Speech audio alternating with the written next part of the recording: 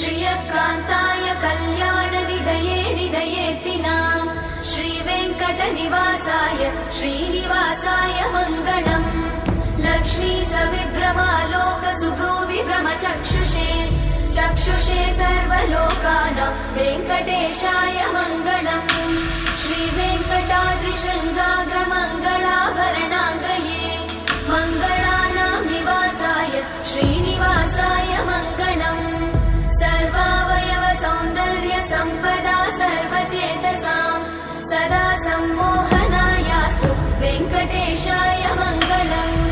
नित्याय निरवध्याय सत्यानन्दचिदात्मने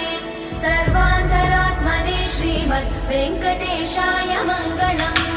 स्वतः सर्वविदे सर्वशक्तये सर्वशेषिने सुलभाय सुशीलाय वेङ्कटेशाय मङ्गलम्।